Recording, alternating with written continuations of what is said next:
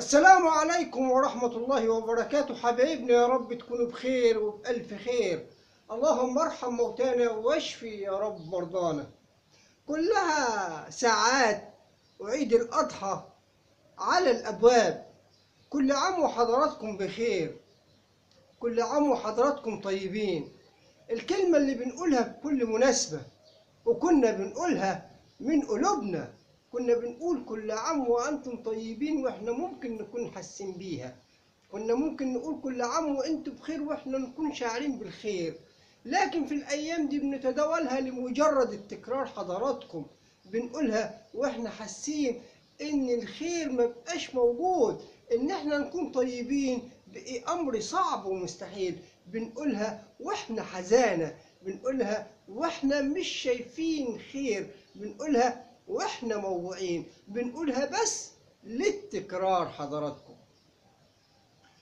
في سنة 1985 حضراتكم الكاتب محمود أبو زيد والمخرج علي عبد الخالق، لو ما خانتنيش الذاكرة، أخرجوا لنا فيلم الكيف. فيلم الكيف بطولة الفنان محمود عبد العزيز والفنان يحيى الفخراني وفؤاد خليل ومجموعة كبيرة، وجميل راتب ومجموعة من الفنانين. الفيلم حضراتكم ما بيتكلمش خالص عن المخدرات، ما بيتكلمش خالص عن فكرة الحشيش، لا، بيتكلم حضراتكم عن إفقاد الذوق العام، تصدير لك السيء عشان تتعايش معاه.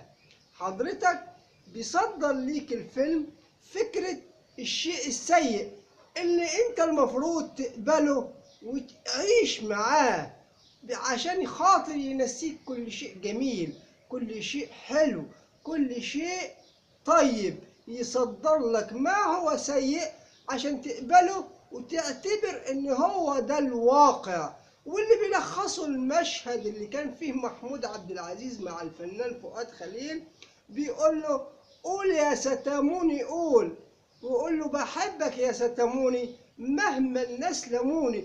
في حال في اسقاط من المخرج على الكاتب الهابط، الكاتب دون المستوى، والمطرب الفاشل اللي ما بيعرفش حتى يغني وصوته وحش.